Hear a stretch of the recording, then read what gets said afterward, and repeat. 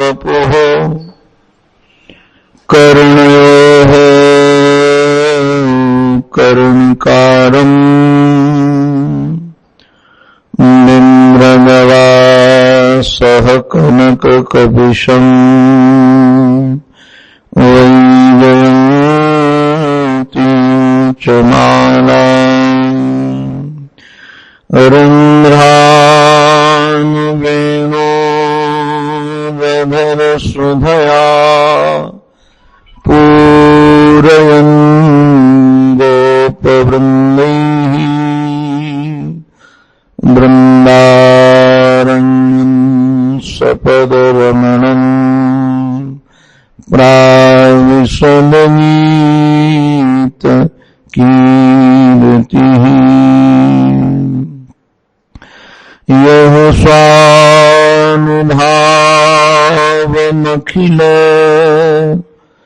श्रुतिसारमेकम्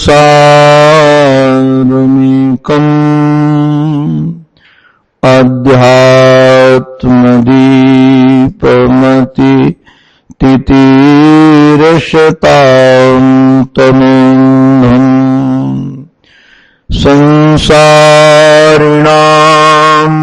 करुणयाः पुराणगृहम् तं व्याससूनुमुपयामि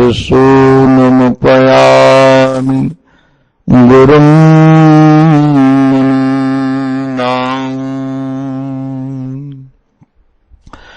ॐ नमः श्री परमहंसास्वादित चरणकमलचिन्मकरन्दाय भक्तजनमानसनिवासाय श्रीरामचन्द्राय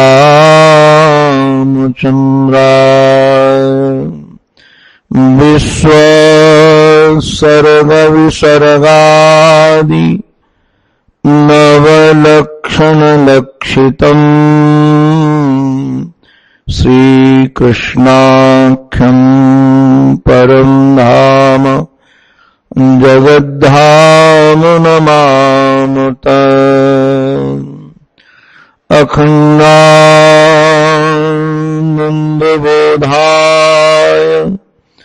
शिष्य संतापहारिणे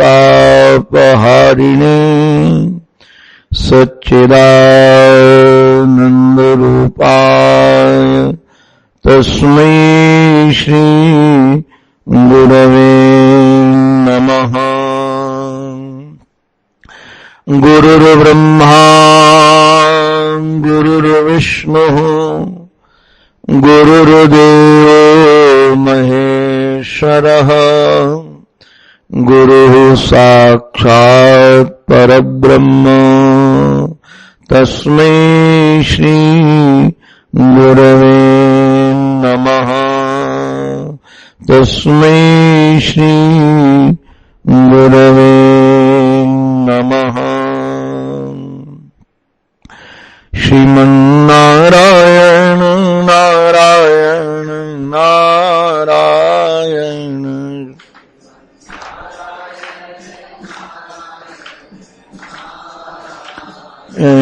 श्रीमन्नारायण नारायण नारायण श्रीमन्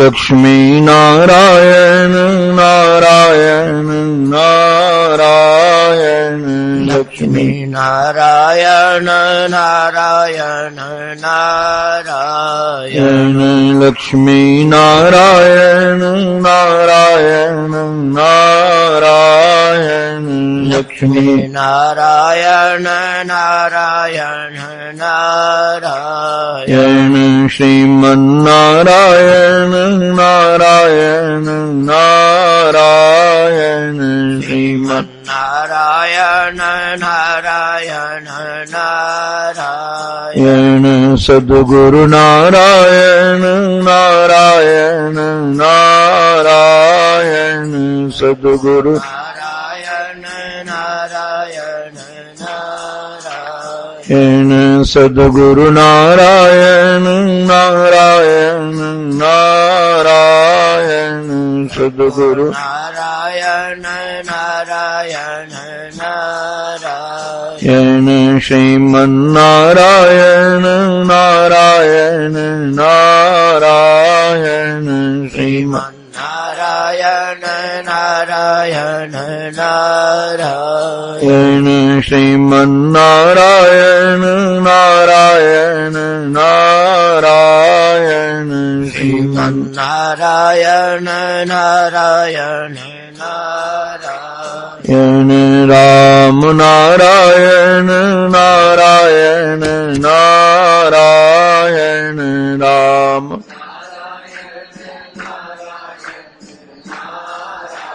येन राम नारायण नारायण नारायण राम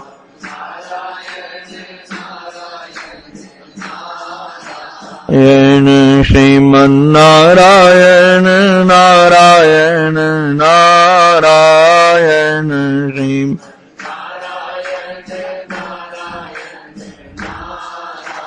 येन कृष्ण नारायण नारायण नारायण कृष्ण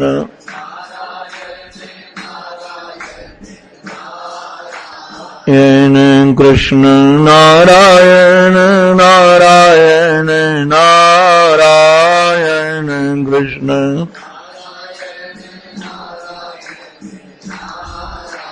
येन श्रीमन्नारायण नारायण नारायण श्रीमन्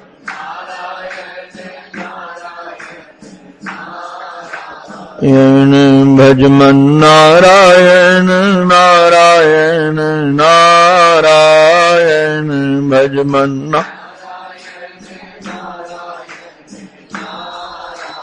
येन भजमन्नारायण नारायण नारायण भजमन्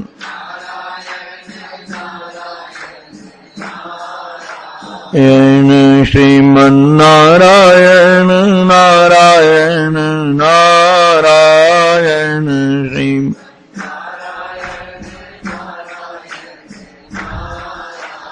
येन श्रीमन्नारायण नारायण नारायण श्रीम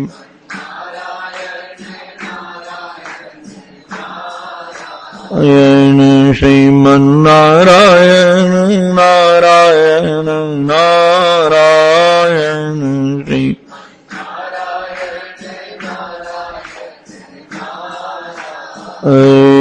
बोलो भक्तवत्सल भगवान की सद्गुरुदेव भगवान की श्री वृंदावन बिहारी लाल की जय जय श्री राधे जय जय श्री राधे जय जय श्री राधे। जीवन धन श्री प्रिया प्रीतम के युगल पावन पवित्र चरणारविंदों में साष्टांग वंदन। परमादरणी प्रातस्मरणी अनंत श्री समलंकृत श्री सद्गुरुदेव भगवान के युगल पावन पवित्र चरणारविंदों में बारंबार वंदन।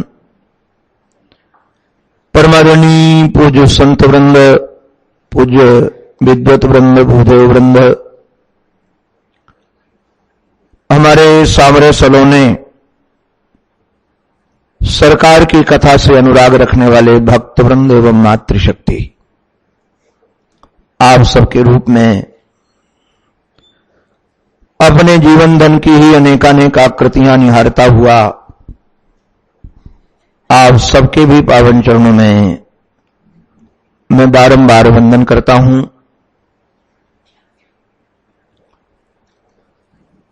सभी शास्त्रों का लगभग यह मानना है कि धर्म का प्रतिफल यह है कि हमारे जीवन में भगवान के चरणों में रति उत्पन्न हो जाए। अगर धर्म से रति उत्पन्न नहीं होती तो वह धर्म नहीं है, केवल श्रम है। भागवतकार कहते हैं श्रम एव ही केवलम। भगवान के चरणों में जीव की रति हो जाए, भक्ति हो जाए। मैंने निवेदन किया था हमारे अंतःकरण में भगवान के प्रेम का प्रकाश हो, हमारा चित्त सदा सर्वदा के लिए श्री कृष्ण का अनुरागी बन जाए, हमारा हृदय कृष्णाकार बन जाए। उसके लिए परम आवश्यक है किसी भागवत की शरण ग्रहण करना। किसी भागवत का संग हम करेंगे तो निश्चित रूप से उसका रंग हमारे जीवन में भी आएगा। तो आओ हम सब मिल करके परम भागवत श्री उद्धव जी महाराज का दर्शन करें। कितने ये भाग्यशाली हैं।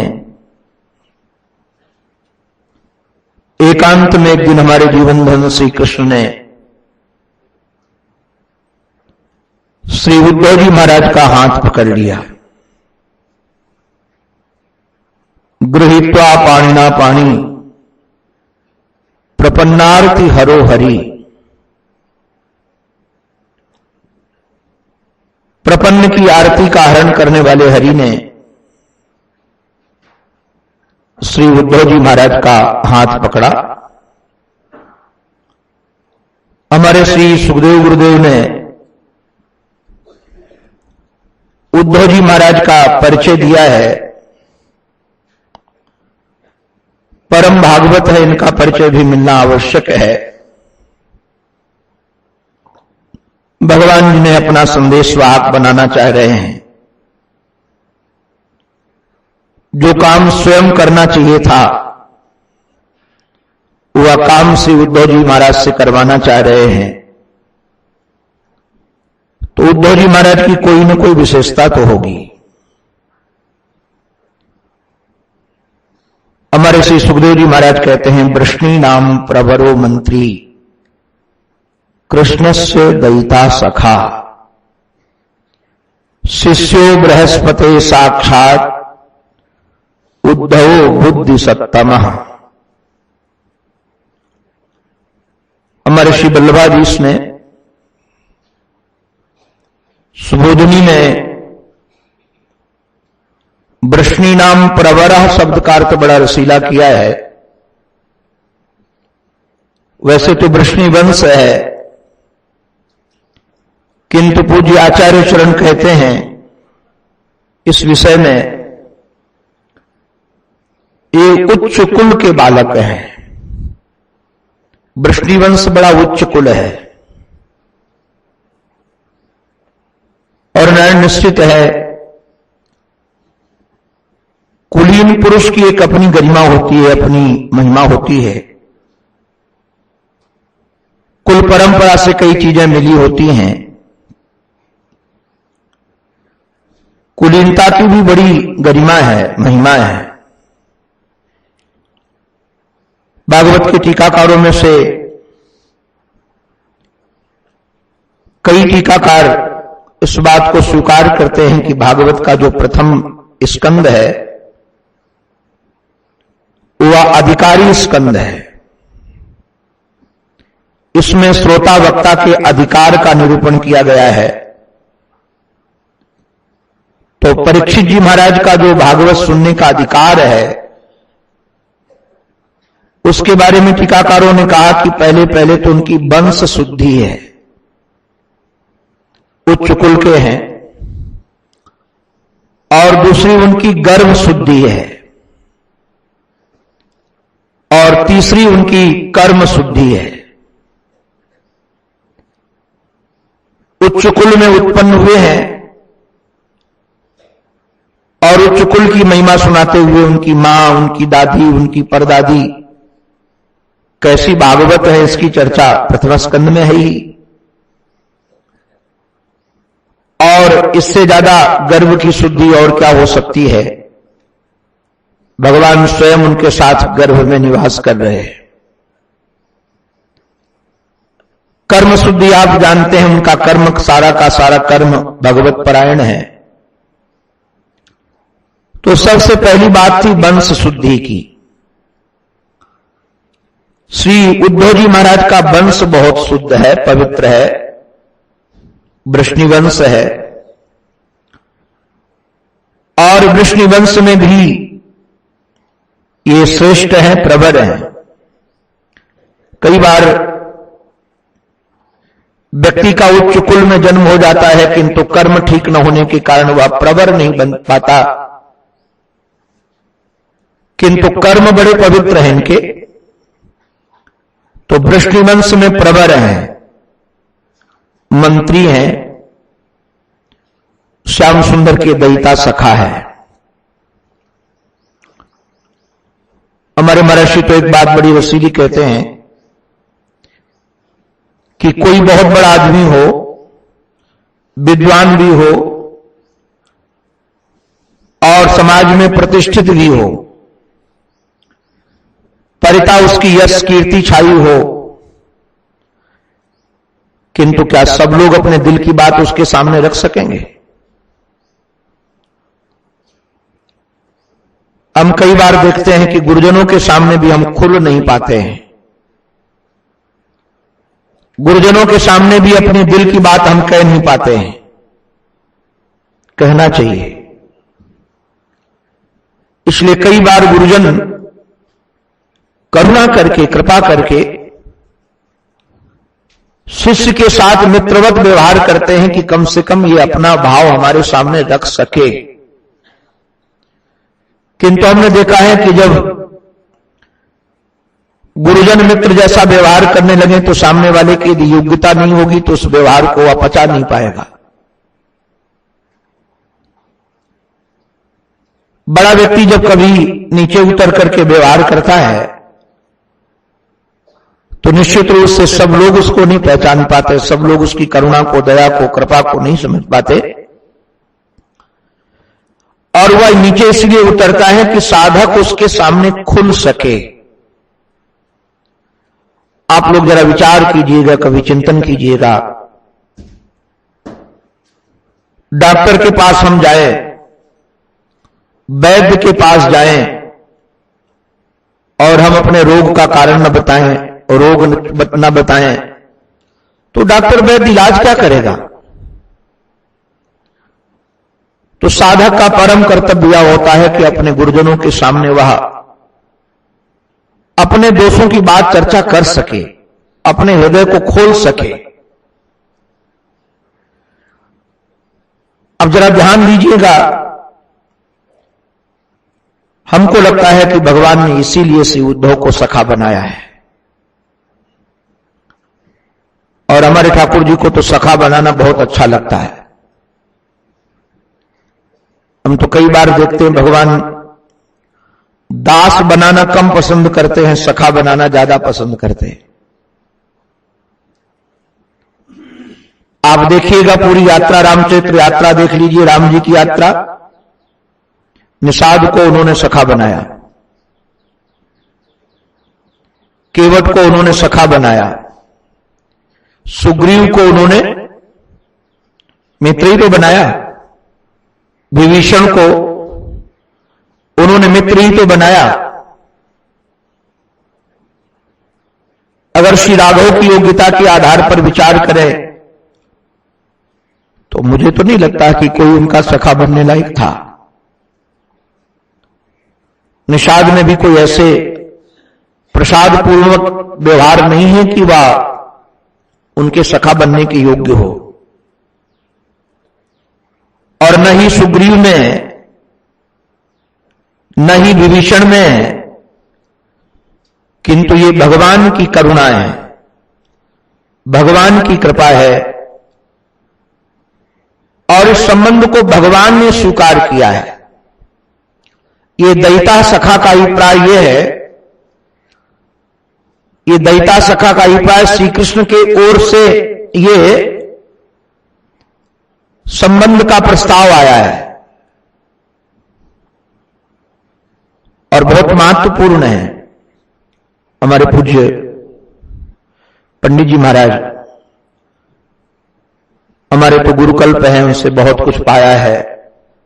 पूज्य श्री युग तुलसी रामकिंकर जी महाराज महर्षि ने एक बड़ी रसीली बात कही। जब हनुमंतलाल जी महाराज से मुलाकात हुई श्री राघव की, और हनुमंतलाल जी महाराज ने पहचान लिया कि जगन नियंता जगदीश्वर परब्रह्म परमेश्वर हैं, तो हनुमान जी महाराज ने प्रस्ताव रख दिया, नाथ शैल पर कपिपति रही, ऊपर पर्वत पर बंदरों का राजा रहता है। अच्छा, आप लोग विचार कीजिए, उस समय क्या वो बंदर के राजा थे? वो तो भगोड़ा थे, भागे हुए थे। किंतु वारे वाह हनुमान जी महाराज, उन्होंने सोचा कि अभी आने वाले समय में विभीषण इनके पास में आएंगे तो भगवान उनको लंकेश कह के ही पुकारेंगे, तो शायद जो भविष्य में राजा बनने वाला होता है उसको पहले से ही पुकारना प्रारंभ कर देते हैं। तो सुग्रीव भी राजा बनने वाला है, तो मैं अभी से कह दूं कि कपिपति रहे। और दूसरा जो महाराज उनका परिचय देने के बाद जो बात कही, तिहिसन नाथ मैत्री कीजय, दीन जानते अभय करीजय। पूज्य पंडित जी महाराज इतना बढ़िया वहां प्रयोग करते हैं। लखनलाल जी को ये बात अच्छी नहीं लगी। लखनलाल जी ने कहा कि दीन वो है, तो जो दीन है वो दीनानाथ के पास चल करके मित्रता की या बात अपनी बात रखे। ये तो कोई उल्टी गंगा हो गई ना कि हम जाकर के उनसे कहें कि तुम हमारे मित्र बन जाओ। अरे वो नीचे आकर के कहें कि हम तुम्हारे मित्र बनना चाहते हैं, आप हमको अपने दास के रूप में, मित्र के रूप में स्वीकार करो। श्री हनुमंतलाल जी महाराज ने कहा कि मैं नहीं चाहता हूं कि मित्रता का प्रस्ताव उनकी तरफ से आए, वो आपको मित्र बनाए, ये मैं नहीं चाहता। तो आप क्या चाहते हो, आपका मंतव्य क्या है? बोले मेरा मन है कि आप कहो कि हम आपसे मित्रता स्वीकार करो। लखनलाल जी ने इससे क्या मिलेगा? नारायण, बहुत गंभीर रसीला भाव है, हमको तो ये भाव बहुत प्यारा लगता है। हनुमंतलाल जी महाराज ने कहा कि अगर वो मित्र बनाएंगे तो आज मित्र बनाएंगे, कल छोड़ देंगे। जीव का तो यही स्वभाव है। किंतु यदि एक बार आप मित्र बनाओगे तो जीवन में कभी छोड़ोगे नहीं। इसलिए प्रस्ताव आपकी तरफ से आना चाहिए। और बात भी सच्ची है। आप सुग्रीव का जीवन देखिएगा, जो उन्होंने व्यवहार किया था वह मित्र का था नहीं। किंतु वारे वाह श्री राघव, हमको तो बहुत कई बार हृदय भर आता है। वर्षा ऋतु बीत जाने के बाद श्री राघव बड़े गंभीर बैठे हुए थे। श्री लखनलाल जी पास में आए, लखनलाल से कहा कि हमारा धनुष बाण लाओ। क्या हुआ? बोले जिस बाण से मैंने बाली का वध किया था, आज उसी बाण से सुग्रीव के ऊपर प्रहार करना है। लखनलाल जी सोचे ये बात पाठ हमारा वाला कहां से आ गया। तो उन्होंने कहा कि महाराज जी आपको काम करने की जरूरत नहीं पड़ेगी, मैं ही उसको निपटा देता हूं। महाराज जो वाक्य आप पढ़िएगा, भगवान ये नहीं कहते कि मैं अभी वध कर दूंगा, हाथों में काली। अच्छा जरा आप लोग विचार कीजिएगा, यदि हम गुस्सा में हों तो कहें कि कल आ जाना, कल तुमको गाली सुनाएंगे। हम आज तुम्हारे ऊपर बहुत गुस्सा हैं, किंतु गाली आज नहीं सुनाएंगे, कल आप हमारे पास आना तो बैठकर हम आपको गाली सुनाएंगे। अब ये सच्चा गुस्सा है क्या? ये कौन सा गुस्सा है भाई? मारना है तो अभी मारना है कि कल मारेंगे? भगवान को मारना था ही नहीं। अब जब लखनलाल जी जाने लगे तो राम जी ने कहा कि एक काम करना, भय दिखाई लही आवो तात सखा सुग्रीव। अच्छा, बड़ी विलक्षण बात है। बोले इतना भय मत दिखाना कि भाग जाए, क्योंकि भगोड़ा है। ज्यादा भय दिखाओगे तो भागने का ही काम करेगा, वो बैठने का काम नहीं करेगा, भागने का काम करेगा। तो इतना भय दिखाना कि वो मेरे पास आ जाए, कहीं दूसरी जगह न भाग जाए, क्योंकि हमारा सखा है वो सुग्रीव, तात सखा सुग्रीव। तो मैं निवेदन इतना ही कर रहा था कि भगवान का स्वभाव है सखा बनाना, और ये जिसको सखा बना लेते हैं वो फिर उसको कभी जीवन में उससे संबंध तोड़ते नहीं है। ठाकुर जी कृपा करें कि जो भी हमें वो बनाना चाहें तो वो बनाए, दास बनाना चाहें तो उनकी तरफ से आए कि तुम हमारे दास हो। अगर उनकी तरफ से संबंध का प्रस्ताव आ जाएगा तो निश्चित रूप से हमारा संबंध फिर कभी टूटने वाला है नहीं, क्योंकि जीव का स्वभाव है आज पकड़ता है कल छोड़ देता है। तो भगवान ने श्री उद्धव जी महाराज को, आपको क्या कहें, दैता सखा स्वयं अपना सखा बना लिया है। और जो स्वयं अपना सखा बनाया है तो अब ये निश्चित रूप से सदा सर्वदा ये सखा रहने वाले ही है। श्री उद्धव जी महाराज की एक विशेषता और भी बता दी। आज मैं सुबोधनी देख रहा था, मुझे अच्छा भाव लगा। शिष्यो बृहस्पति साक्षात, ये शिष्य हैं किसके? बोले बृहस्पति के। कैसे शिष्य हैं? बोले साक्षात शिष्य हैं। ये साक्षात पर श्री आचार्य चरण ने बड़ा अच्छा प्रभाव डाला। देख करके लगा कि हां, ये शिष्य परंपरा इस प्रकार की भी है। वैसे तो शिष्य नाम उसका है जिस पर अनुशासन किया जा सके, जिस पर अनुशासन किया जा सके उसका नाम भी शिष्य है, और जो जिसको शिक्षा दी जा सके उसका नाम भी शिष्य है। अच्छा, कई शिष्य ऐसे होते हैं कि अपनी निष्ठा से गुरुजनों से सीख लेते हैं, जैसे एकलव्य है। और भी कई लोग हैं जो शास्त्रों से सीख लेते हैं। अब मानो किसी बात को हमको कहीं से कोई ग्रंथ से बात मिल गई और उस वाक्य ने, उस शब्द ने हमारे जीवन को बदल दिया, तो निश्चित रूप से जिससे हमको मिली है बात, जिन महापुरुष की बात है, मैं उनका शिष्य ही तो हो गया। केवल दीक्षा लेने से कोई शिष्यत्व नहीं है, इस प्रकार का शिष्यत्व है। अच्छा, जरा विचार करने लायक है। एकादश स्कंद में हमारे श्री दत्तात्रेय भगवान ने 25 गुरु बनाए, 24 तो अपना, 25वां अपना शरीर। किंतु कैसे बनाए? बुद्धि महाराज, बुद्धि का आश्रय लेकर के। जिन लोगों से उन्होंने शिक्षा ग्रहण की है उन लोगों ने उनको शिक्षा दी नहीं है। एक ने भी उनको ये नहीं कहा कि दत्तात्रेय जी तुम ये सीख लो मेरे से, किंतु उनमें महाराज यह विशेषता होने के कारण अपनी अपनी बात, जो जो विशेषता उन गुणों में थी उनको ग्रहण कर लिया उन्होंने। तो क्या बृहस्पति के जीवन में जो नीति है, बृहस्पति के जीवन में जो धर्म है, वह कहीं से शास्त्र पढ़ करके उद्धव ने सीख लिया या किसी से सुन करके उद्धव ने सीख लिया?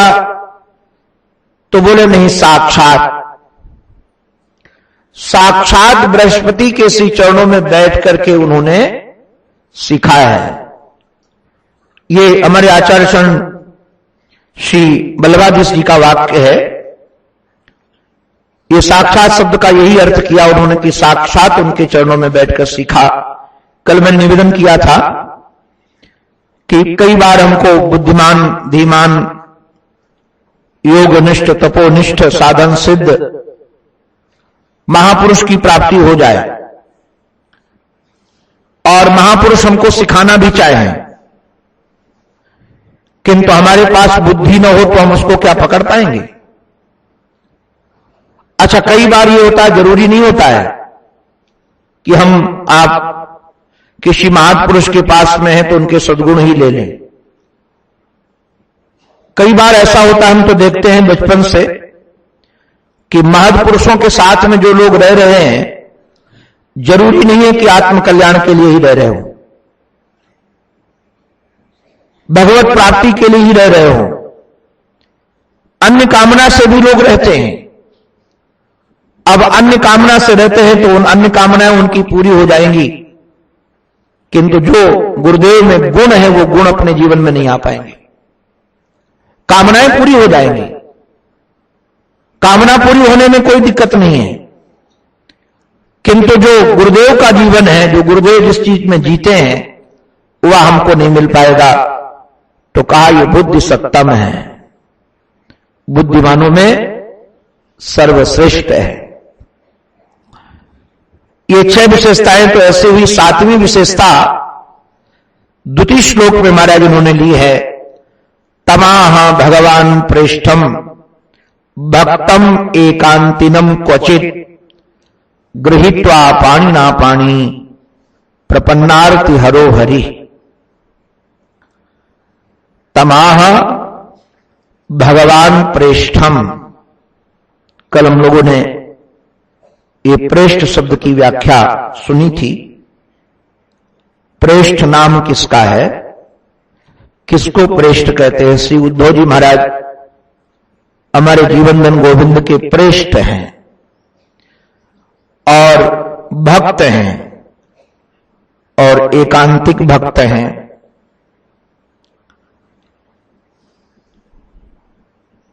आचार्य चरण वल्लभ की बात पहले रख दूं, फिर श्रीधर स्वामी जी महाराज की बात सुना दूंगा आपको, रस मिलेगा। यहां भक्त और एकांतिन शब्द का अर्थ बड़ा रसीला उन्होंने किया है। जीवनधन श्याम सुंदर ने गोपांगनाओं के मध्य में गोपांगनाओं को संदेश देने के लिए उद्धव को भेजने का मानस बनाया है। श्री धाम वृंदावन भेजना चाहते हैं और वहां गोपियां रहती हैं जो भगवान के रंग में रंगी हुई हैं। तो ये क्या सबको स्त्रियों के बीच में भेजने लायक है? और वो भी विरहिणी स्त्रियां, विरह में डूबी हुई, भाव में परिपूर्ण। अगर किसी कामी व्यक्ति को भेज दिया जाता तो वहां काम बनता नहीं और काम बिगड़ जाता। तो भक्त कहकर के ये मानो बताना चाहते हैं सुखदेव जी महाराज कि उनके जीवन में काम नहीं है। भागवत का ही वाक्य है, भर्दिता क्वथिता धाना प्रायो भी जाय निश्यते। गेहूं, चना, मटर, मूंगफली, ये जितने बीज हैं, इन बीजों को उबाल दिया जाए या भूंज दिया जाए, उसके बाद चाहे कितने महाराज उर्वरक भूमि में बीज बोया जाए, उसमें अंकुर निकलने वाला है?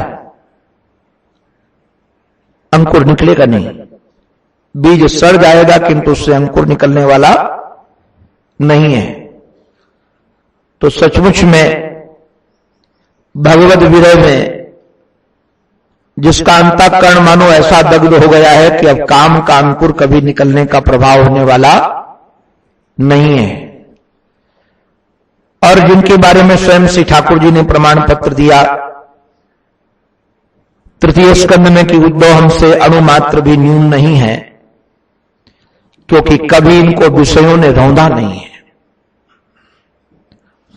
और भक्त जो होगा वो विषय पर आश्रित हो ही नहीं सकता है। अरे नारायण, कहां तक कहें। एकादश स्कंद में तो एक बड़ी रसीली बात है, आप लोगों की दृष्टि वहां मैं खींचना चाहूंगा। कवि जी महाराज ने भागवत का वर्णन किया, भागवत धर्म का वर्णन किया। उन्होंने कहा ये भागवत धर्म एक ऐसा धर्म है जिस धर्म में आंख बंद करके दौड़ो तब भी गिरने का डर नहीं है। धावन निमील या नेत्रे न स्खले न पते देह। भैया दुनिया में ऐसा कौन सा रास्ता है जिसमें आंख बंद करके चलो और गिरो नहीं। जितने पथ हैं वहां आंख बंद करके चलोगे तो गिरने के चांस हैं ही, किंतु ये भागवत धर्म ऐसा है कि इसमें आंख बंद करके चलो तो कौन कहे दौड़ो, तब भी आपका पतन नहीं होगा, तब भी आप गिरोगे नहीं। भैया ऐसी कौन सी वहां रास्ते में विशेषता है। मैं एक दिन विचार कर रहा था इस रास्ते में विशेषता क्या है जो आंख बंद करके दौड़ो गिरो नहीं। तब समझ में आया कि जैसे छोटा बच्चा हो और एक हाथ उसका मां पकड़ रखी हो, एक हाथ पिता पकड़ रखा हो, और वो बालक दौड़ रहा हो, साथ में माता पिता भी दौड़ रहे हो, तो उस बालक को गिरने का डर है? गिरने के चांस ही नहीं है। अब जरा विचार कीजिएगा, एक हाथ प्रिया पकड़े हो, एक हाथ प्रीतम पकड़े हो, और हम आंख बंद करके दौड़े तो गिरेंगे कहां से। जितने धर्म हैं वो जीव के आधार पर हैं, किंतु भागवत धर्म भगवान के आधार पर है। वो भगवान उसको चलाते हैं, जीव नहीं चलाता है। जीव यदि पुरुषार्थ करेगा तो अन्य धर्मों में तो जीव का पुरुषार्थ है, किंतु भागवत धर्म में भगवान का पुरुषार्थ है। भगवत आश्रित है ना। अब जिसके दिल को दिलदार ने पकड़ रखा हो, अरे जिसने स्वयं अपनी ओर खींच लिया हो, उसके चित्त में काम कहां से आएगा। अरे बाबा, जिसके हृदय में आकर के राम बैठ गया है उसके हृदय में काम आने वाला नहीं है। तुलसी कबहू कर रही सकें, रवि रजनी एक ठाम, जहां राम तहां काम नहीं, जहां काम नहीं राम। तो भक्त शब्द का अर्थ यही आचार्य चरण करते हैं कि जिनके जीवन में काम नहीं है, ऐसे भक्त। और एकांतिन शब्द का अर्थ पहले मैं आचार्य चरण के आधार पर बताऊंगा, फिर दूसरे आचार्यों के आधार पर। अच्छा, कई लोगों को महाराज, सामान्य व्यक्ति को तो ऐसा होता है, अब जैसे हम कथा में बैठे हैं तो काम नहीं आएगा, गंगा किनारे बैठे हैं तो काम नहीं आएगा, किंतु कई बार एकांत में हो तो काम आ जाता है। सच्चाई तो यह है कि हम एकांत में होते हैं तो सच्चे होते हैं। उस समय जो हमारा स्वरूप होता है वही सच्चा होता है। तो कहा ये ऐसे हैं कि सबके सामने की तो बात छोड़ दिए, एकांत में भी इनके चित्त में काम आने वाला नहीं है। किंतु अनंतार्थ प्रकाशिकाकार ने और अन्य आचार्यों ने एकांतिन शब्द का अर्थ किया है अनन्य। अनन्य का अभिप्राय यह है, भगवान को कृष्ण को छोड़कर कोई दूसरा आश्रय नहीं है। एकांतिन भक्त माने केवल भगवत आश्रय में रहने वाले महापुरुष। एक रसीली बात आपको सुनाएं। कई वैष्णव परंपराओं में वैसे तो अनन्य शब्द की रसीली व्याख्याएं हैं अपनी। अनन्यास चिंतयन्तो माम ये जनाः परिपासते तेषां नित्याभियुक्तानां योगक्षेमं वहाम्यहम्। ये अनन्य शब्द वहां भी है, भागवत में तो बहुत जगह है, किंतु पहले रसलीली व्याख्या आपको सुना दूं। अनन्य से कहते किसको है? आप लोग आजकल जो संप्रदाय विशेष के आधार पर ऐसी ऐसी परंपराएं चला दी गई हैं, वो कहते हैं कृष्ण को छोड़ करके यदि तुमने शिव का नाम ले लिया, तुमने अन्य का नाम ले लिया तो तुम अनन्य नहीं हो। ये अनन्य की व्याख्या बिल्कुल नहीं है, ये सांप्रदायिक व्याख्या है। आप जरा विचार कीजिए, क्या तुलसीदास जी महाराज को क्या आप अनन्य नहीं मानते हो? इतनी लंबी स्तुति शायद दुनिया में किसी ने नहीं की होगी।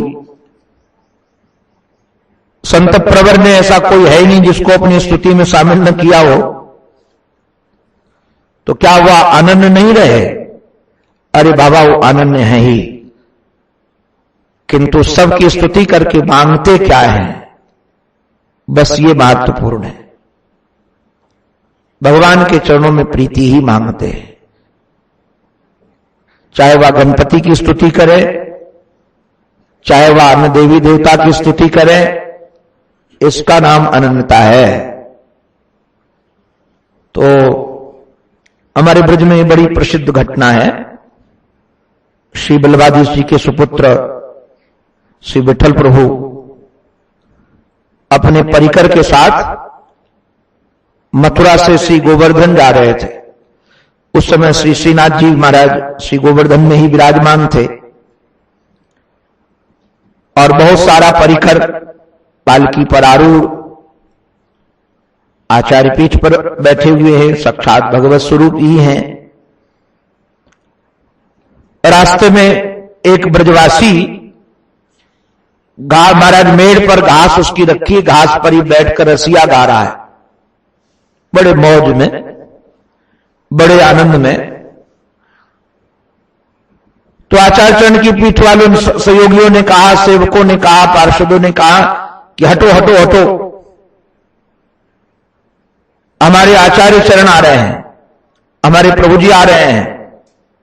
ब्रजवासी ठहरा।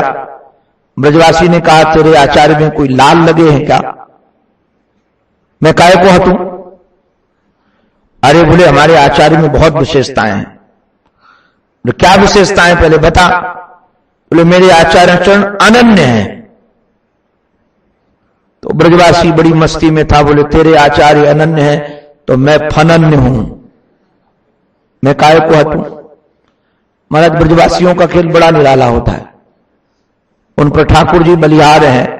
हम तो ब्रज के गांव में जाते रहते हैं, देखते हैं वहां। अब वो हटा नहीं ब्रजवासी। जब ब्रजवासी हटा नहीं, जाकर के कहा विठल प्रभु को, तो समझ गए कि ब्रजवासी है। वो स्वयं आए और आकर उस ब्रजवासी से पूछे, भैया फनन्य किसको कहते हैं? मैंने अनन्य तो सुना, किंतु फनन्य किसको कहते हैं? बोले, तू पहले बता कि अनन्य काको बोले। ब्रजवासी तो ठहरा, ठाकुर जी को तू करके बोले। बोले, तू बता पहले कि अनन्य काको बोले। तो आचार्य चरण ने कहा कि जो एक बाल कृष्ण को छोड़ करके किसी अन्य की आराधना न करे, नाम गिरा दिए, गणेश की आराधना न करे, अमुक की आराधना न करे, केवल श्री बाल कृष्ण की आराधना में रहे, वाको नाम अनन्य है। ब्रजवासी ने गाली देकर कहा कि जिन जिन का तुमने नाम लिया है उन सबों का तो मैं नाम तक नहीं जानता हूं, तुम तो कम से कम उनका नाम भी जानते हो कि इतने और देवी देवता होते हैं। जो उनका नाम भी न जाने, वाको नाम फनन्य। अरे आपकी दृष्टि में तो अभी और बहुत सारे हैं, नाम आपने गिना दिया, किंतु हम इन सारों का किसी को नाम भी ना जाने। हम तो अपने केवल लाला को नाम जाने, या के बाद काहू को नाम भी ना जाने, या वजह से हम फनन्य हैं। तो एकांतिन शब्द का अर्थ अनुतार्थ प्रकाशिका कार्य ने किया अनन्य। और श्रीधर स्वामी पाद ने भी अनन्य ही अर्थ किया है कि श्याम सुंदर के अनन्य हैं ये, अर्थात श्याम सुंदर के अतिरिक्त ये किसी को जानते नहीं है, कहीं इधर उधर जाना नहीं। जब से सुध संभाली है तब से ये श्री कृष्ण की ही आराधना में, साधना में, उनके ही चिंतन में लगे हैं। भागवत के तो तृतीय स्कंद में एक बड़ी रसीली बात है। 5 वर्ष के जब ये थे तो 5 वर्ष की उम्र से ही मूर्ति पूजा करते थे श्री कृष्ण की। आप लोग कहेंगे कि अभी श्री कृष्ण की इतनी प्रतिष्ठा भी नहीं है और वो मूर्ति पूजा कैसे करने लगे, कहां से करने लगे। मुझे बहुत रसीला भाव किसी संत चरण से मिला, मुझे बहुत अच्छा लगा। वो कहते हैं कि वृंदावन की गोपियां जब कभी मथुरा दूध दही बेचने जाती थी तो पहले तो कहती थी दूध ले लो दूध, दही ले लो दही, और बाद में दूध दही का नाम भूल जाती थी। दधि को नाम बिसर गई ग्वालिन, कही गोपाल ही ले लो, गोपाल ले लो गोपाल, नंदलाल ले लो नंदलाल।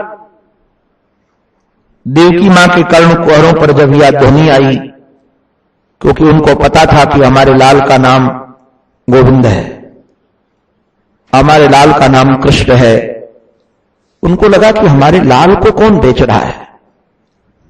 अगर वह हमारे लाल को बेच रहा है, अगर वह पैसे से मिलता है तो हम सर्वस्व देकर उसको खरीद लेंगे, सब कुछ देकर के हम उसको अपने प्राण देकर खरीद लेंगे।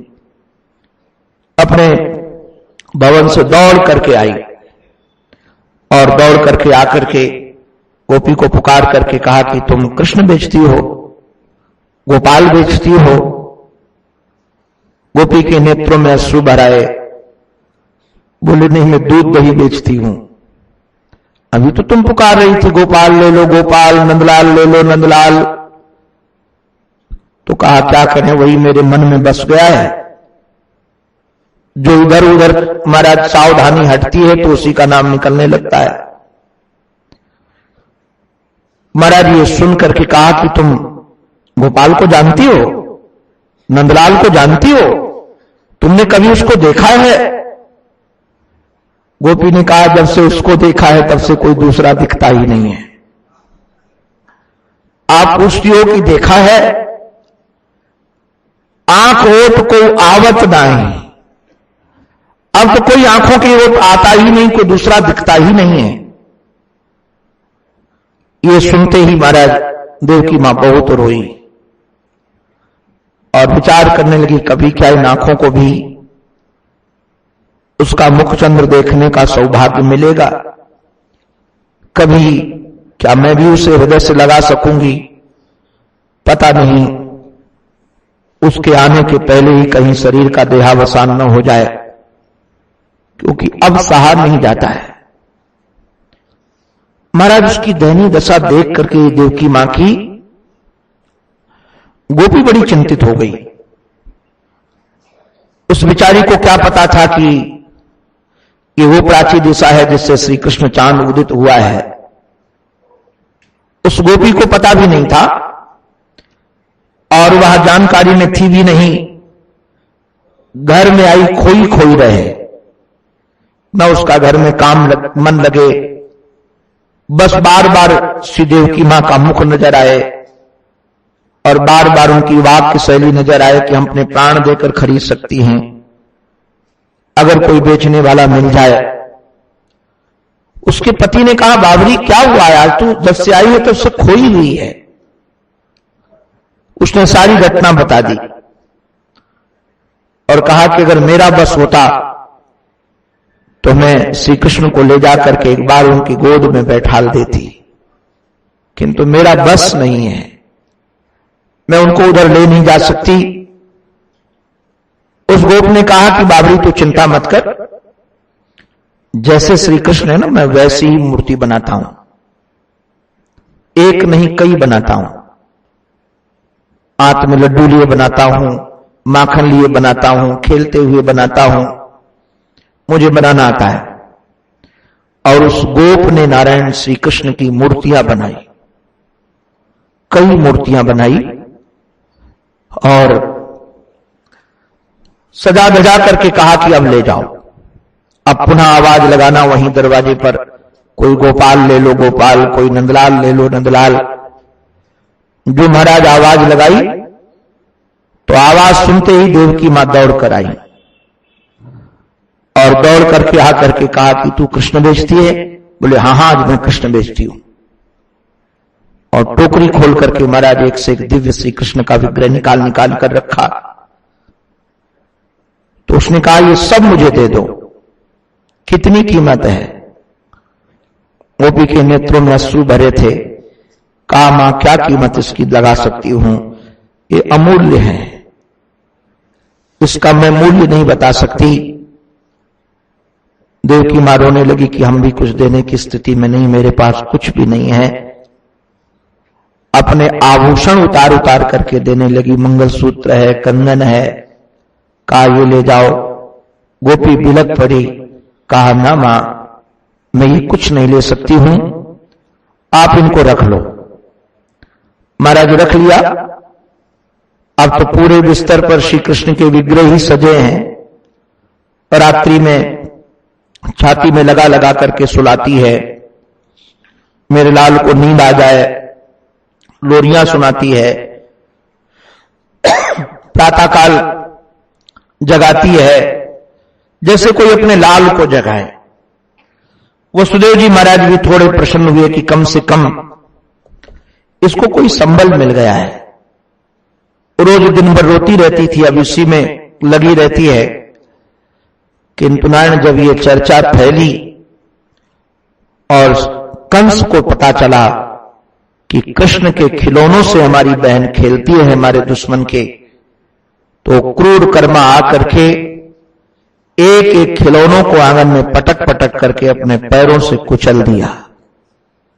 क्या कहें इसको, साक्षात श्री कृष्ण तो छाती से लगाने को मिले नहीं।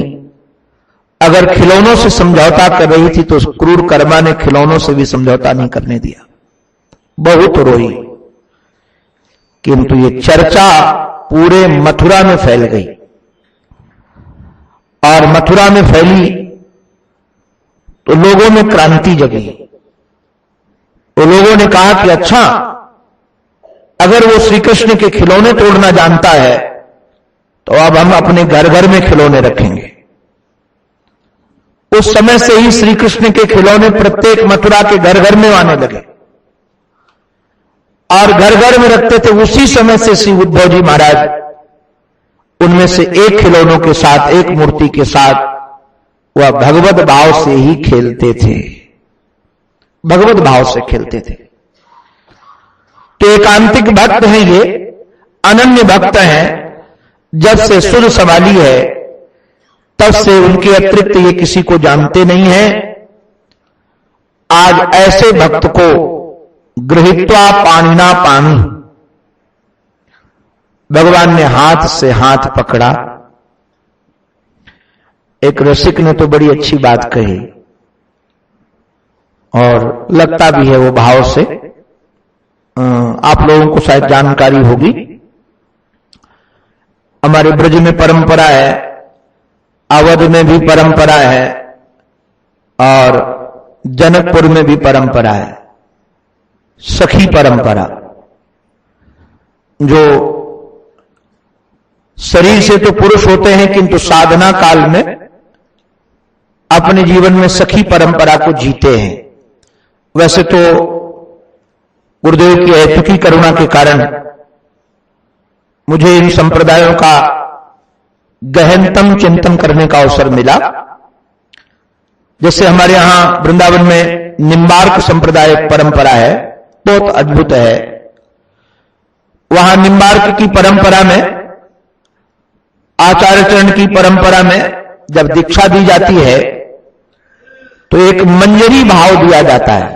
मंजरी भाव ये सखियों की एक महाराज प्रकार की प्रारंभिक स्थिति है और मंजरी भाव देकर के उसको कहा जाता है कि तुम्हारी सेवा ये है।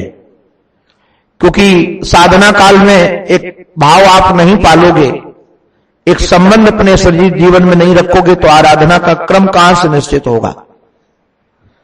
तो कहा तुम राधा रानी की मंजरी हो, मंजरी सखी हो। तो किसी को पुष्प लाने की सेवा दी जाती है, किसी को पंखा करने की सेवा दी जाती है, किसी को झाड़ू लगाने की सेवा दी जाती है, किसी को पानी लाने की सेवा दी जाती है, किसी साधक को इत्र लाने की सेवा दी जाती है, किसी को चंदन घिसने की सेवा दी जाती है। तो वह अपने साधना काल में उन सेवाओं को जीता है और वह इस भाव से जीता है कि मैं सखी हूं श्री राधा रानी की, मैं सखी हूं, मंजरी हूं और मुझे ये भाव दिया गया है। उसके आधार पर वह चिंतन में उस भाव को जीती है और वह वृत्ति सचमुच में इतनी तदाकार होती चली जाती, इतनी तदाकार होती चली जाती है साधना परिप्रेक्ष्य में कि वह सचमुच में उसी भाव में। और नारायण साधना का इतना प्रभाव है, आपको मैं क्या कहूं। अभी तो हम लोग व्यक्ति की चाल को देख करके पहचान जाते हैं ये किस साधना में जी रहा है।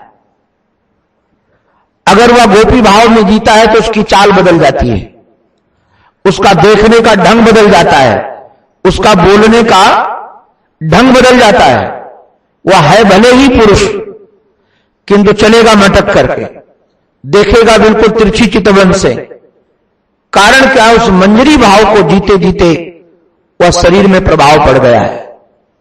हमने महाराज कई महापुरुषों को देखा है जो जिनकी आराधना करते हैं, क्योंकि भागवत का श्लोक बड़ा ये चमत्कारिक है, उसको समझने लायक। यत्र यत्र मनोदेही धारे सकलम धिया, एकादश स्कंद। यत्र यत्र मनोदेही, जहां जहां हमारा मन जाता है, बुद्धि जाती है, बार बार चिंतन करती है, वह निश्चित रूप से हमारे शरीर पर भी प्रभाव पड़ता है। अरे बाबा, इतना बड़ा प्रभाव। एक भृंगी कीड़ा गोबर के कीड़े को पकड़ कर लाता है, गोबर का कीड़ा भय से भृंगी का चिंतन करता है और वो भृंगी बन जाता है। तो यदि हम जिस पात्र को जिएंगे, क्या वह पात्रता हमारे जीवन में नहीं आएगी? अवश्य आएगी। हम तो देखते हैं जो अपने गुरुजनों की आराधना करते हैं, उनका चलना, उनका बोलना, उनका देखना, उनका बैठना सब गुरुओं जैसा हो जाता है। कई लोग तो कहते हैं महाराज ये नकल कर रहा है। वह नकल होती नहीं है, वो यथार्थ हो जाता है, क्योंकि वह चिंतन का प्रभाव उसके अंतःकरण में पड़ता है तो उसकी क्रियाओं में पड़ने लगता है, वह नकल नहीं है। तो यही ध्यान देने लायक बात यह है कि श्री उद्धव माने क्या है। उद्धव का अभिप्राय होता है, जैसे माधव शब्द है ना, माधव, माधव माने होता है जो माया का पति है। माधव माने जो माया का पति है। ऐसे उत ऊर्ध्वम, जिसने उस परमात्मा को अपने पति बना लिया है, उसका नाम उद्धव है। एक गोपी भावापन्न। अब गोपी भावापन्न, बहुत दिन से इनकी आराधना गोपी भावापन्न चल रही थी। ये हमारे श्री आपको बताए गौड़ेश्वर संप्रदाय के आचार्यों का चिंतन है, मुझे बहुत अच्छा लगता है ये चिंतन भी। वो आचार्य ने इस चिंतन को जीते हैं। तो आज ठाकुर ने सोचा कि अब समय आ गया है इनका पानी ग्रहण संस्कार कर लें। पानी ग्रहण संस्कार आपको पता है कि नहीं? ब्याह कर लें। ये ब्याह तो ही पानी ग्रहण संस्कार होता है, हाथ से हाथ पकड़ना। तो आज श्री ठाकुर ने हमारे आज जीवन धन में उद्धव का हाथ पकड़ लिया। गृहीत्वा पानिना पानी, ये हाथ से हाथ पकड़ने के कई अर्थ हैं। वैसे तो मित्र का मित्र हाथ पकड़ता ही है, वैसे तो मित्र का मित्र हाथ पकड़े, पिता पुत्र का हाथ पकड़े, पति पत्नी का हाथ पकड़े, ये हाथ पकड़ने की परंपरा है। और भागवत में तो कई जगह है। श्री ब्रह्मा जी महाराज के सामने द्वितीय स्कंद में जब भगवान प्रकट होते हैं तो सबसे पहले ब्रह्मा जी के साथ हाथ ही मिलाया और हाथ मिलाने के बाद फिर दिल से दिल मिलाया।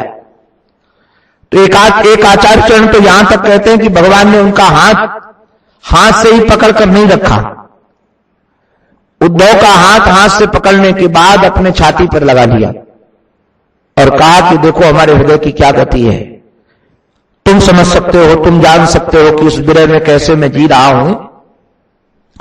एक आचार्य चरण तो कहते हैं हाथ जो इंद्रिय है वैसे तो कर्मेंद्रिय है, हस्तेंद्रिय कर्मेंद्रिय है, और इससे क्रिया होती है आदान प्रदान की, लेना और देना।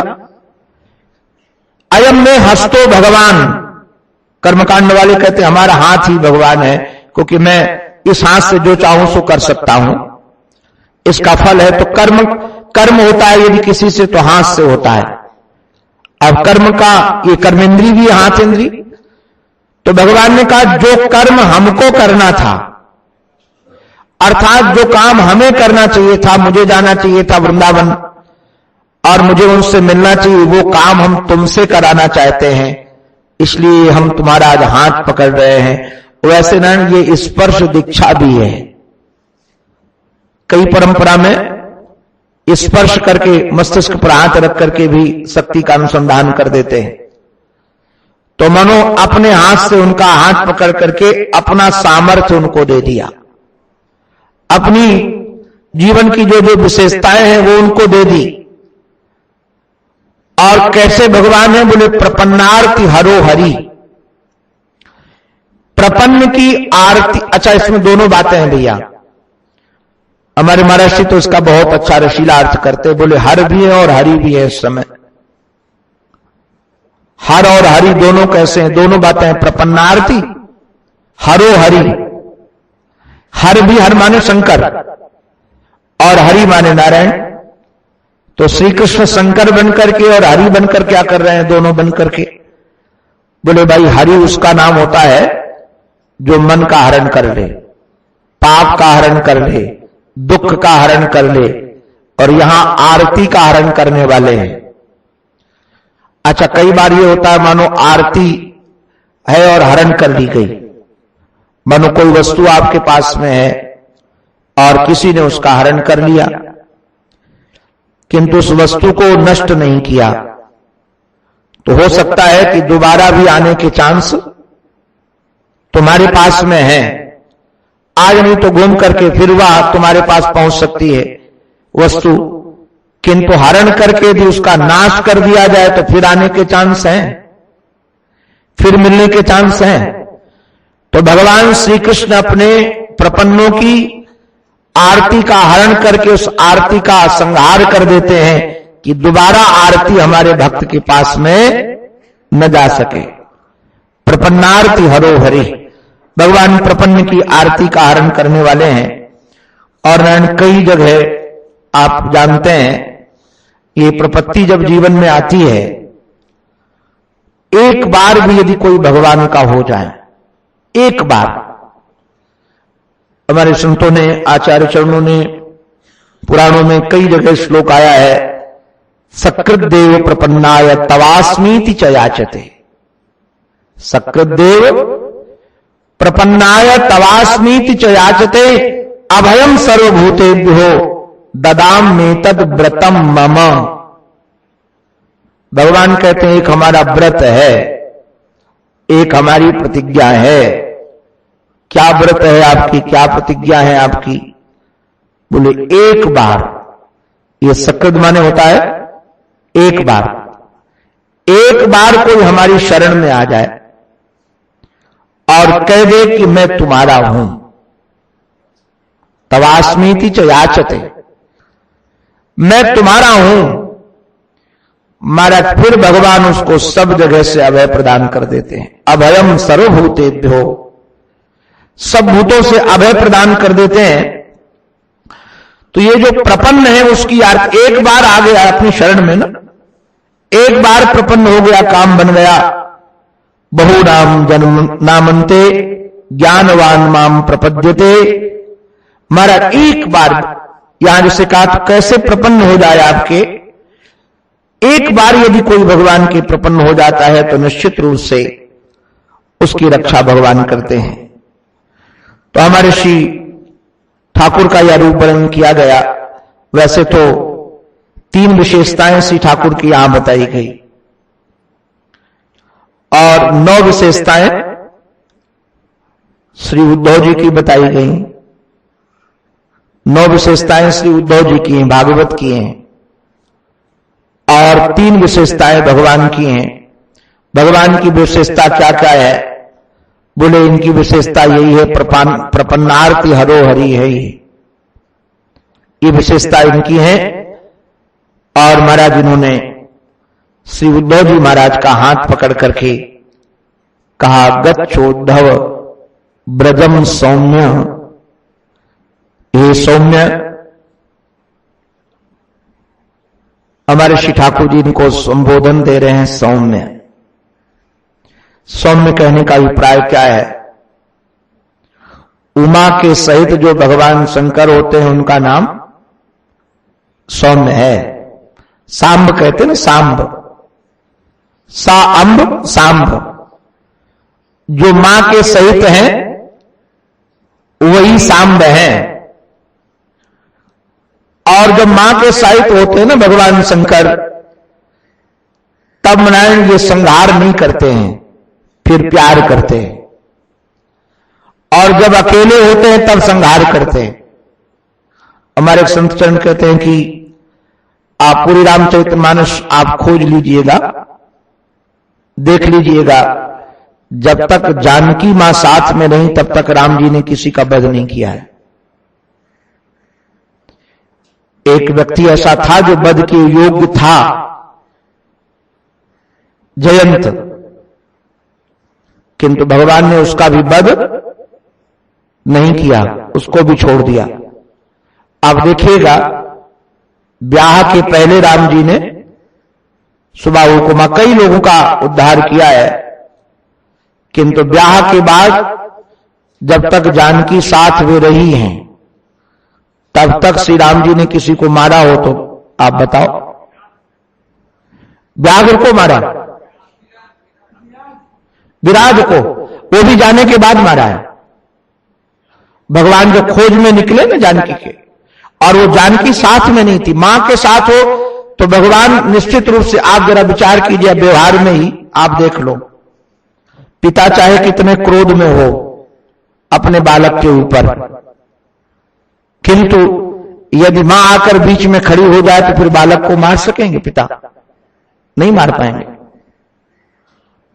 तो ये साम का अभिप्राय सीधा साधा यही है कि मां की करुणा जिनके अंतःकरण में विराजमान है, मां का स्नेह जिनके अंतःकरण में विराजमान है, तो आप इस ममता से परिपूर्ण होकर के आप वहां जाइए। गच्छोद्धव ब्रजम सौम्य पित्रोर नौ प्रीति मावह।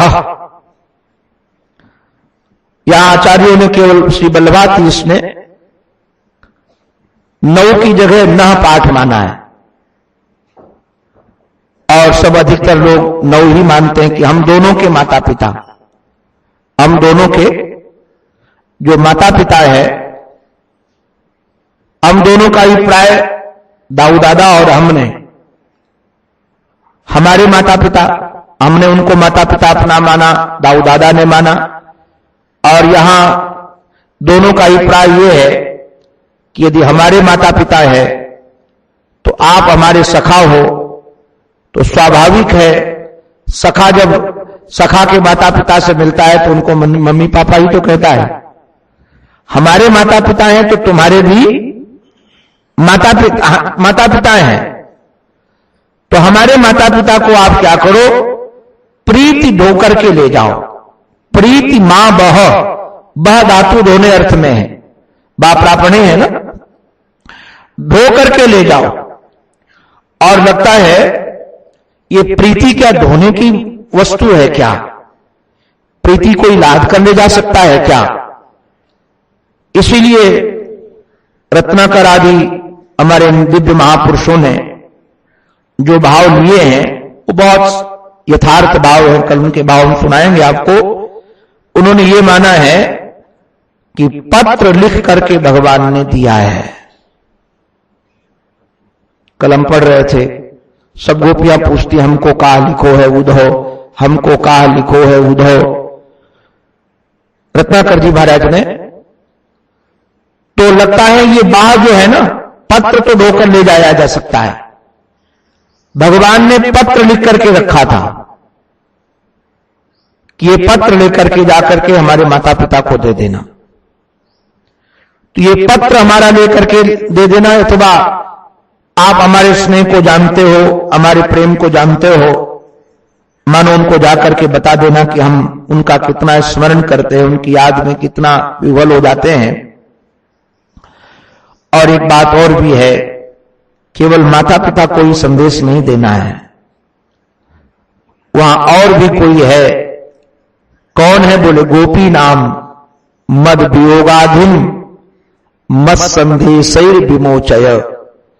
ये संदेशैर में भी बहुवचन है, इसलिए लगता है हमको तो आज इस पद का वहां बहुत अच्छा पद मिला रत्नाकर जी के माध्यम से। बहुवचन कहने का अभिप्राय एक एक गोपी के लिए अलग अलग संदेश है। ऐसा अद्भुत संदेश, किंतु भगवान ने श्री उद्धव जी महाराज को सावधान कर दिया। क्या सावधान कर दिया? भगवान ने श्री उद्धव जी महाराज की दृष्टि खींची और खींच करके कहा कि गोपियां कोई शरीर से रुग्ण नहीं है, गोपियों को कोई दुनिया का कष्ट नहीं है। तो गोपियां क्यों दुखी हैं, कारण क्या है, हेतु क्या है? उन्होंने कहा मद वियोगाधिम। देखो भैया, व्याधि होती है शरीर में और आदि होती है मन में। गोपियों के मन में मेरा दुख है। हमारे महर्षि तो एक बात बड़ी रसीली कहते हैं कि प्रेमी कभी दूसरे से न दुखी होता है न दूसरे से वह प्रसन्न होता है। कारण क्या है? प्रेमी वह है जो अपने प्रीतम के रस में सदा डूबा रहे, और यदि सदा वह डूबा रहता है तो यदि किसी कोई दुख देने वाला दूसरा होगा तो उतनी देर के लिए वह दुश्मन आएगा कि नहीं दिल में? उतनी देर के लिए दुश्मन आएगा तो वह उतने दिन के लिए, समय के लिए भी अपने दुश्मन को सह नहीं सकता प्रीतम के अतिरिक्त। गोपियां यदि खुश होती हैं तो श्री कृष्ण से, और दुखी होती हैं तो श्री कृष्ण से। उनको कोई आनंद देने वाला दूसरा नहीं है और दुख देने वाला भी कोई दूसरा नहीं है, श्री कृष्ण है। इसलिए मद वियोगाधिम शब्द का प्रयोग किया है। वह दुखी इसलिए है कि मेरी उनको विरह अवस्था प्राप्त है, मैं उनके पास में नहीं हूं। तो आप कई बार होता है, हम लोग अनुभव करते हैं कि जब कोई दुखी व्यक्ति दिख जाता है, और भारत की तो बड़ी विलक्षणता है, भारत में दो चीजें बहुत फ्री में मिलती हैं। आपको यदि जुकाम हो जाए, खांसी हो जाए, कोई रोग हो जाए, तो जितने लोग मिलेंगे सब दवा बताएंगे। हम तो अनुभवी हैं जी, दवा बताते नहीं, दवा ला ला के रख जाते हैं। ये भी खा लो, ये भी खा लो, ये भी खा लो, सब वैद्य है। और दूसरा, यदि आप दुखी हो तो सब उपदेश दे रहे, अरे आप दुखी हो, ये संसार तो ऐसे ही है, सब कोई उपदेश देता है जी। हमारे वृंदावन महात्मा, उन्होंने बड़ी कृपा करके एक दिन मुझे समझाया, बोले कि जब कभी कोई दुखी व्यक्ति आ जाए उसको उपदेश की जरूरत नहीं होती, उस समय उसको सहानुभूति की जरूरत होती है। तो जो कोई अपने दुख की बात तुम्हें सुनाने लगे तो तुम तुरंत अपना पोथी पन्ना खोल के मत बैठ जाना कि तुरंत उपदेश देने लगो कि संसार तो स्वप्नवत है, यहां सब मरने वाले हैं, अगर वो मर गया, तुम्हारा बेटा मर गया, पति मर गया, मुख मर गया, क्यों दुखी होती हो या होते हो? बोले ये व्यवहार नहीं है, और होता यही है। उन्होंने करुणा करके कहा कि उस समय उपदेश की उसको जरूरत नहीं है, उसको सहानुभूति की जरूरत है। वो जब सुनाए तो उसकी पीड़ा सुन लो।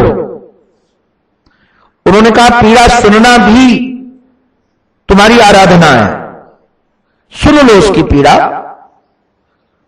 तो मैं निवेदन कर रहा था कि श्याम सुंदर हमारे जानते हैं कि उद्धव बृहस्पति के शिष्य हैं और बुद्धिमान हैं। वहां जब जाएंगे और गोपियों को दुखी देखेंगे, गोपियों को व्यथित देखेंगे, पीड़ा युक्त देखेंगे, तो संसार की बात तो क्या, शास्त्र की बात ये खोल करके बैठ जाएंगे, कह देंगे कि दुख की सत्ता ही नहीं है।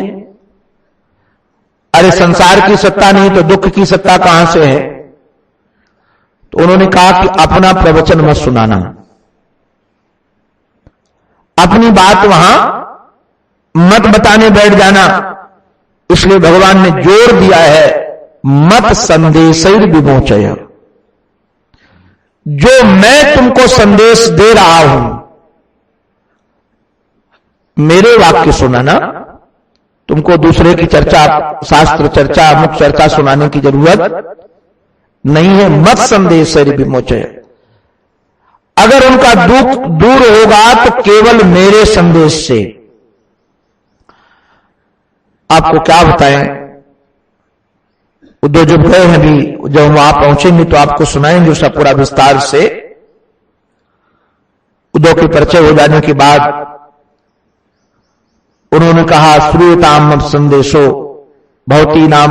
महाराज जब बोलना प्रारंभ किया तो गोपियों ने रोक दिया। टीकाकार ने लिखा, गोपियों ने कहा हमको कोई संदेश नहीं सुनना है।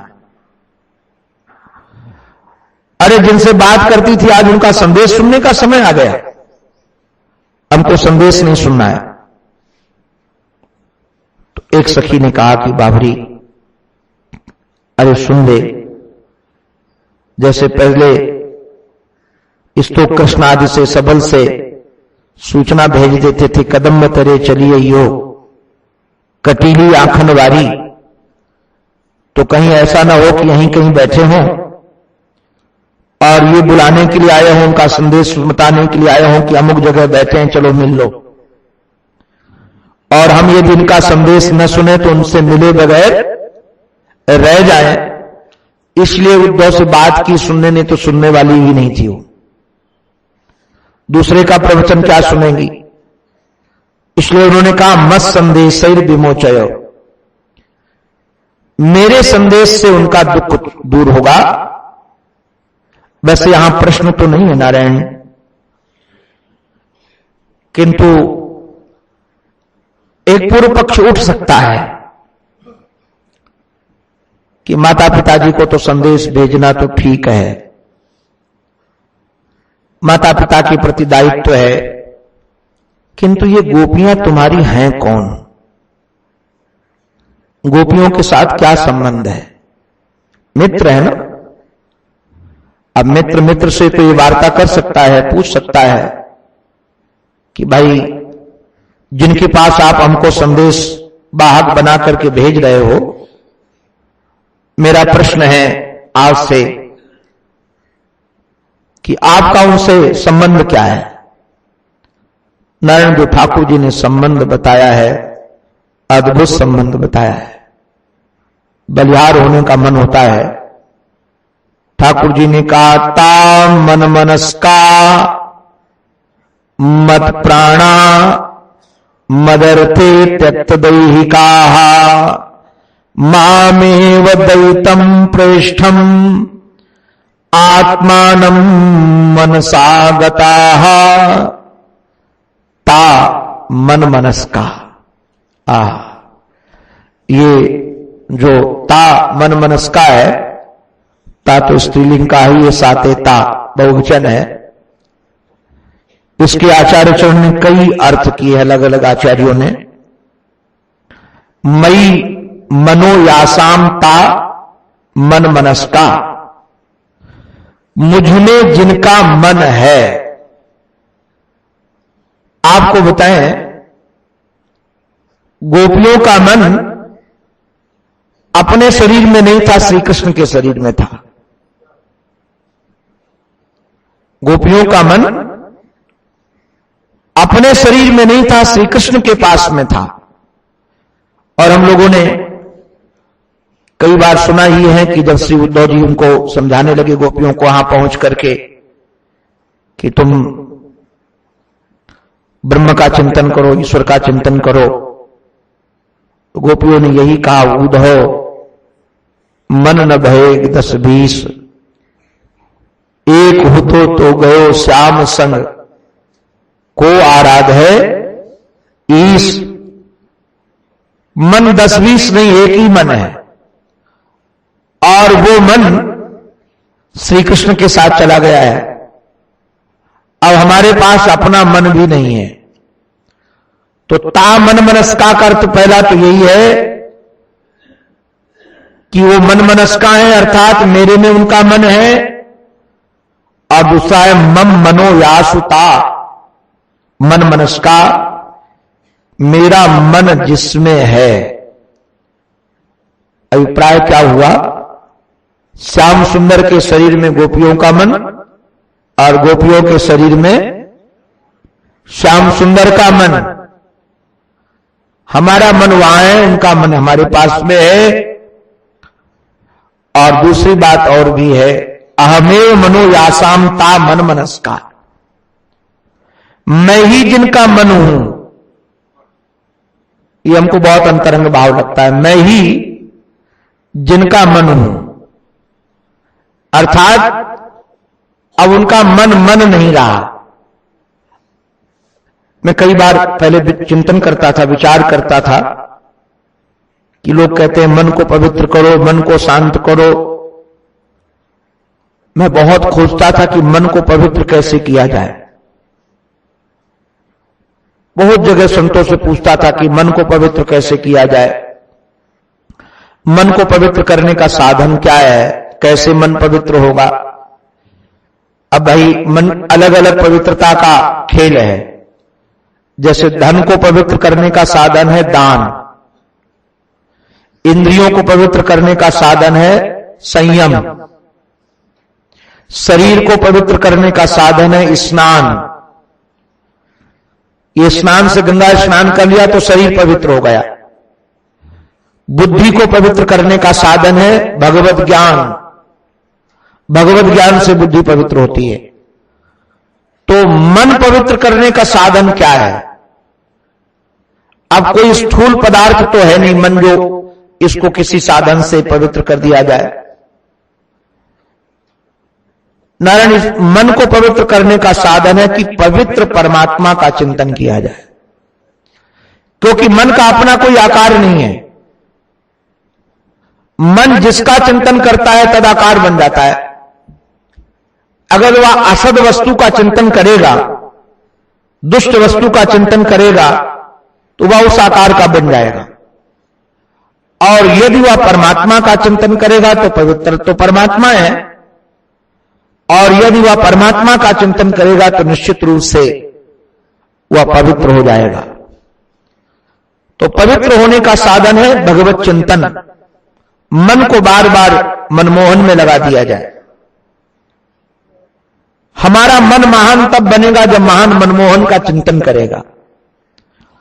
तो गोपियों का मन गोविंद का चिंतन करते करते करते करते ऐसा हो गया कि वह गोविंद के रूप का ही हो गया। अहमेव मनम यास मनोयासा, मैं ही मन जिनका हूं। और विवाहावस्था में तो नयन ऐसा होता ही है। आप लोग रास पंचाध्यायी सुने होंगे। गोपियां जब लघु रास के बाद श्याम सुंदर उनके सौभग मद को देख करके तिरोहित हो गए। तासाम तद सौभग मदम वीक्षमानम च केशव प्रशमाय प्रसादाय तत्रैवांतरधीयत। भगवान अंतरहित हो गए। अंतरहित होने के बाद गोपियां उनको खोजती हैं, लताओं से, गुलमों से, औषधियों से, सबसे पूछती हैं।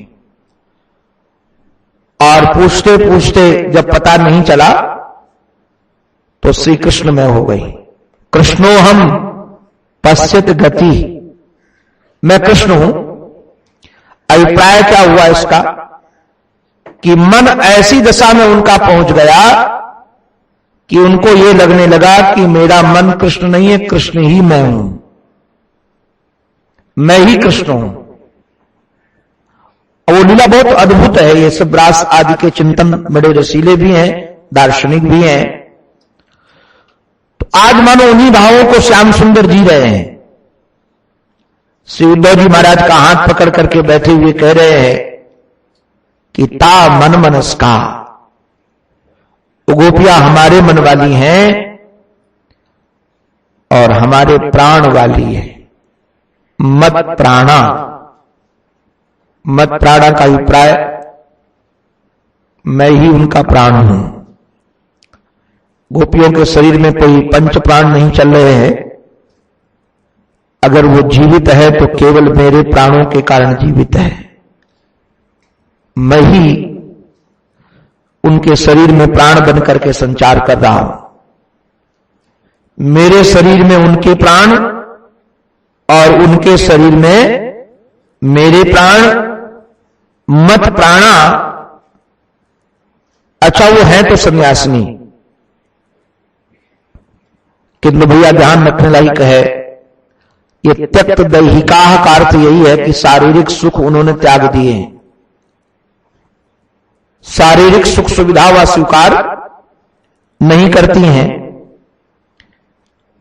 किंतु नारायण एक निवेदन कर दूं, कई बार ये हमको देखने में मिला तो इसलिए मैं बोल रहा हूं। एक सज्जन उबली हुई सब्जी खाते थे और आहार नहीं लेते थे कुछ भी। मुझे लगा कि बड़े तपस्वी हैं, आहार के बगैर जी रहे हैं, इतना सूक्ष्म खाते हैं। तो मैं बड़ी श्रद्धा से जब उनसे जुड़ा तो उन्होंने कहा कि हमको डॉक्टर ने रोक लगा दी है, अगर मैं ये पदार्थ खाऊंगा तो मर जाऊंगा। खाने का तो मन होता है किंतु शरीर रखना है, इसलिए मैं अब ये खा नहीं सकता हूं।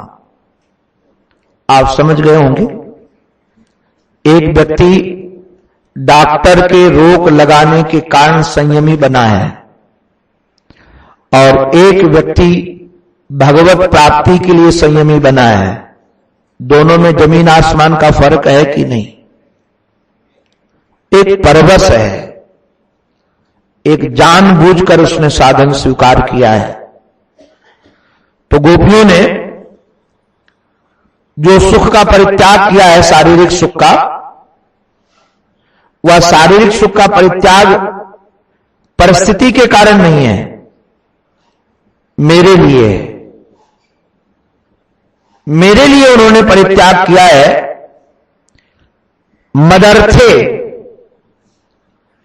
मेरे लिए उन्होंने इस सुख का परित्याग किया। त्यक्त दैहिका, अपने गीता पर से ग्रंथ निकला है उद्धव संदेश, अद्भुत ग्रंथ है, उसे पढ़ना चाहिए। हमने उस ग्रंथ को कम से कम 25 बार पढ़ा है। इतना रसीला है, इतना रसीला है। बंगाल के लेखक हैं ब्रह्मचारी जी महाराज, उसमें कई ऐसे ऐसे रसीले रसीले भाव हैं, हम तो पढ़ते पढ़ते विह्वल हो जाते हैं। अभी भी हमारे साथ है वो।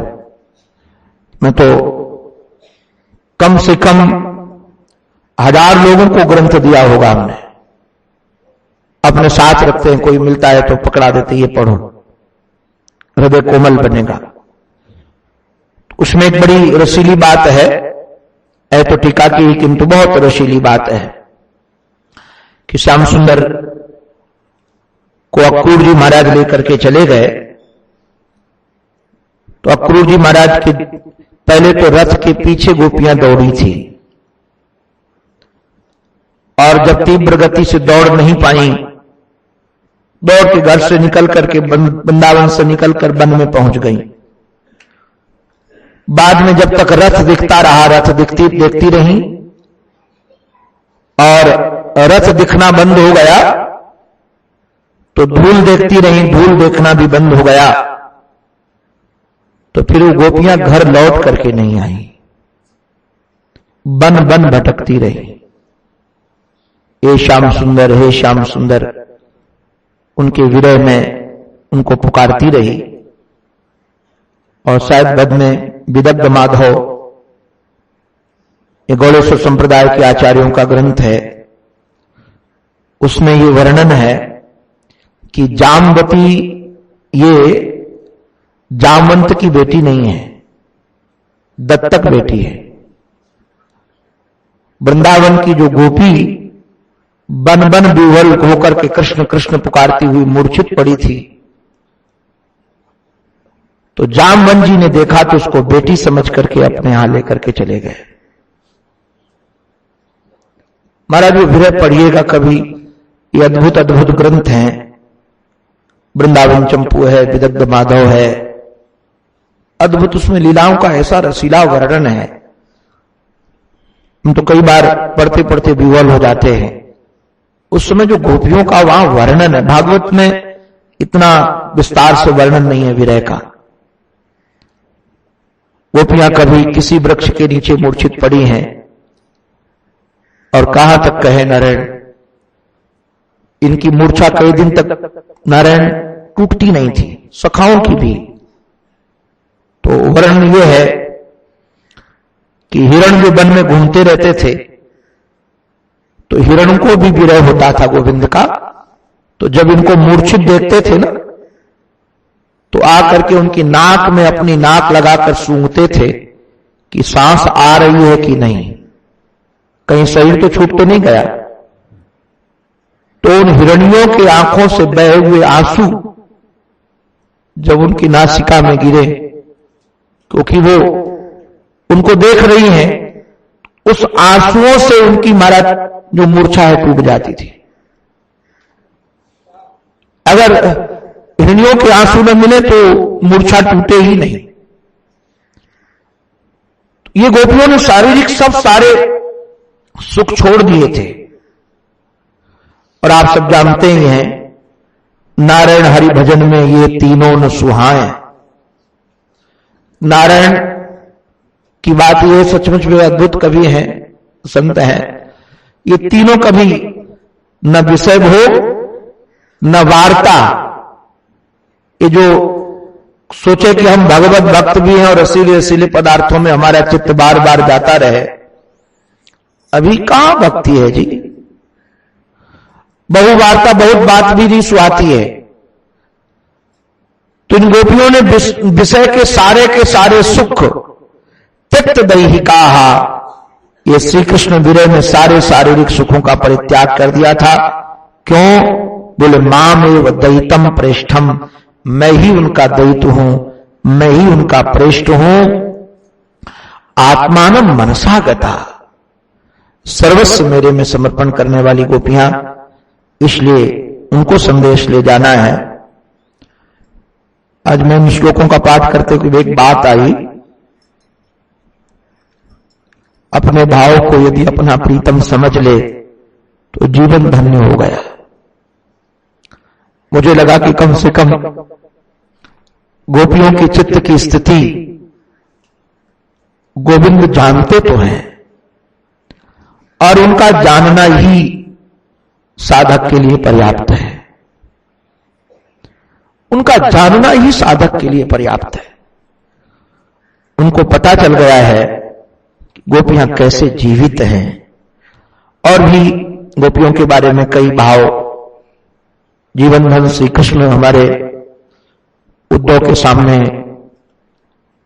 रख रहे हैं, इसलिए उनकी महिमा बता रहे हैं कि जिनके पास जाना है, यदि महिमा बोध से भरे होंगे तो उनके प्रति आदर होगा, और यदि उनके प्रति आदर होगा तो उनसे जो मिलेगा वो हम ले सकेंगे।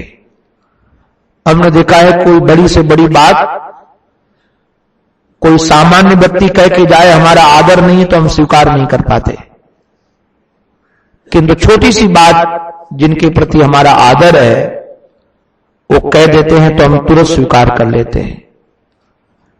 हमारे जिन गुरुजनों के प्रति आदर है, छोटी सी बात भी कह दें तो स्वीकृत हो जाती है।